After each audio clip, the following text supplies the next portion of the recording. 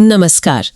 आज हम एक बहुत ही आम सी लगने वाली लेकिन जरूरी चीज पर बात करने वाले हैं, प्रेसबायोपिया, जिसे लोग अक्सर कहते हैं ना कि उम्र के साथ पास की नजर कमजोर हो गई।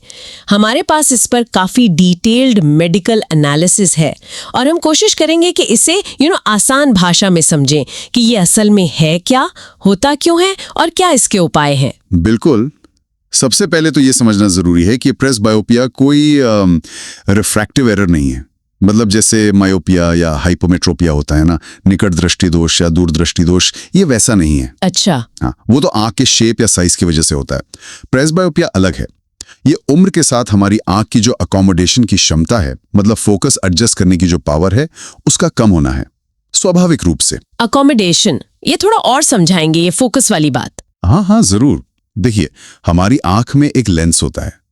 जब हम पास की कोई चीज देखते हैं तो आंख की मांसपेशियां उस लेंस का शेप बदलती हैं ताकि फोकस ठीक से बने। इसी प्रोसेस को अकोमोडेशन कहते हैं। जैसे कैमरे में ऑटो फोकस होता है ना। हाँ, समझ गए। बस कुछ वैसा ही। तो उम्र के साथ ये क्षमता घट जाती है। और ये खास तौर पर 40 के आसपास ही क्यों ज्यादातर लोगों को महसूस होने लगता है? ये बड़ा इंटरेस्टिंग है। हाँ, ये सही सवाल है। इसके पीछे ना दो मुख्य कारण है। शारीरिक बदलाव। पहला तो ये कि जो आंख का अपना लेंस है, क्रिस्टलीय लेंस, वो धीरे धीरे सख्त होने लगता है। उसका लचीलापन कम हो जाता है। जैसे कोई रबर बैंड पुराना होकर कड़क हो जाता है ना। अच्छा, हाँ। कुछ वैसा ही। और दूसरा, एक मांसपेशी होती है, सिलियारी मांसपेशी, जो इस लेंस का शेप बदलने में मदद करती है। वो भी थोड़ी सी, मतलब कह सकते हैं, कमजोर पड़ जाती है। तो लेंस सख्त हो गया और मांसपेशी थोड़ी ढीली पड़ गई। बिल्कुल। और नतीजा ये होता है कि पास की चीजों पर फोकस करना मुश्किल हो जाता है। आंख को ज्यादा मेहनत करनी पड़ती है। अच्छा, तो ये एक तरह से बॉडी का नेचुरल एजिंग प्रोसेस ही है। बिल्कुल। और लोग इसे महसूस कैसे करते हैं? क्या लक्षण होते हैं इसके? सबसे आम लक्षण तो यही है कि पास की चीजें धुंधली दिखती हैं, खासकर जब बारीक प्रिंट पढ़ रहे हों या फिर रोशनी कम हो। जैसे शाम के वक्त रेस्टोरेंट में मेनू पढ़ना। हाँ बिल्कुल, वो क्लासिक उदाहरण है। या फिर सुई में धागा डालना। हाँ। इन कामों में दिक्कत आने लगती है। और कई बार ऐसा भी होता है कि थोड़ी देर पास का काम करने के बाद ना आंखों में या माथे में एक खिंचाव सा या दर्द सा महसूस होता है। अच्छा, वो एस्थेनोपिक लक्षण जिन्हें कहते हैं। जी बिल्कुल, क्योंकि आंखें फोकस करने के लिए जोर लगा रही होती हैं लगातार। हाँ, वो हाथ सीधा करके किताब या मोबाइल दूर ले जाना, ये तो मैंने कई लोगों को करते देखा है। हाँ, ये बहुत आम है। क्या ये 40 से पहले भी हो सकता है, मतलब प्रीमेच्योर? हाँ, हो सकता है कुछ कंडीशंस में। जैसे मान लीजिए किसी को पहले से हाइपोमेट्रोपिया है, मतलब दूर की नजर की दिक्कत है और वो चश्मा नहीं लगा रहे। तो उनकी आंखों को पास देखने के लिए वैसे ही ज्यादा मेहनत करनी पड़ती है। उनमें ये लक्षण जल्दी देख सकते हैं। अच्छा। इसके अलावा कुछ हेल्थ इश्यूज भी हैं, जैसे डायबिटीज अगर कंट्रोल में ना हो, या बहुत ज्यादा न्यूट्रिशनल डेफिशिएंसी हो, अनीमिया हो, या कभी कभी बहुत ज्यादा स्ट्रेस से भी सिलियरी मांसपेशी पर असर पड़ सकता है। ओके, यानी ये सिर्फ उम्र का ही मामला नहीं है, दूसरी चीजें भी रोल प्ले कर सकती हैं। जी, और यहीं पर एक और बात साफ करना जरूरी है।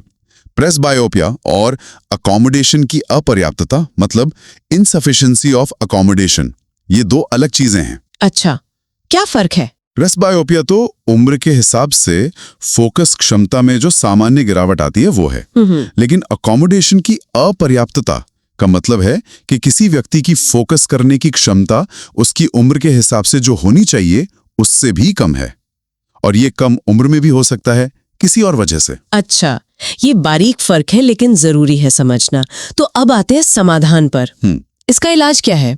क्या सिर्फ चश्मा ही ऑप्शन है? देखिए, चश्मा, खास तौर पे कॉन्वेक्स लेंस वाले, जिन्हें प्लस नंबर का चश्मा कहते हैं, वो सबसे कॉमन और सबसे असरदार उपाय हैं। ये लेंस वो फोकसिंग पावर देते हैं जो आंख अब खुद नहीं बना पा रही। उम्र के हिसाब से एक मोटा मोटा अंदाजा होता है पावर का। जैसे 45 साल के आसपास +1 या +1.25 डायोप्टर से शुरू होकर 60 साल तक +2.5 या +3 डायोप्टर तक जा सकता है। डायोप्टर मतलब लेंस के पावर की यूनिट है ना? जी हाँ, बिल्कुल। लेकिन ये सिर्फ अंदाजा है। सही नंबर तो आंखों की पूरी जांच के बाद ही पता चलता है। और कोशिश ये रहती है कि सबसे कम पावर दी जाए जिससे मरीज आसानी से पढ़ सके। और ये चश्मे कैसे होते हैं? सिर्फ पास के लिए या कई तरह के आते हैं। सिर्फ पास के लिए रीडिंग ग्लासेस हो सकते हैं, या फिर बाइफोकल जिनमें ऊपर दूर का और नीचे पास का नंबर होता है। और आजकल प्रोग्रेसिव लेंस ज्यादा चलते हैं जिनमें दूर से पास तक पावर धीरे धीरे बदलती है बिना किसी लाइन के। अच्छा, वो बिना लाइन वाले। और सर्जरी का क्या? आजकल तो हर चीज की सर्जरी लगती है। हाँ, प्रेस बायोपिया के लिए भी सर्जिकल ऑप्शंस अब आ रहे हैं और डेवलप हो रहे हैं, लेकिन वो अभी चश्मे जितने कॉमन या कहिए स्थापित नहीं है। जैसे एक ऑप्शन है मोनोविजन लैसिक। ये लेजर सर्जरी ही है जिसमें एक आंख को दूर के लिए ज्यादा क्लियर कर देते हैं और दूसरी आंख को पास के लिए। दिमाग फिर दोनों आंखों से मिली इमेज को मिलाकर काम चला लेता है। ओह इंटरेस्टिंग, एक आंख दूर एक पास। हाँ, और दूसरा ऑप्शन है मल्टीफोकल इंट्राऑक्यूलर लेंस यानी IOLs। ये कृत्रिम लेंस होते हैं जो आंख के अंदर डाले जाते हैं। ये अक्सर मोतियाबिंद की सर्जरी के साथ ही कर दिया जाता है। ये लेंस अलग अलग दूरी पर फोकस करने में मदद करते हैं। लेकिन ये सब के लिए ठीक नहीं होते होंगे। नहीं, बिल्कुल नहीं। इन सब के अपने फायदे और कुछ संभावित नुकसान भी हैं।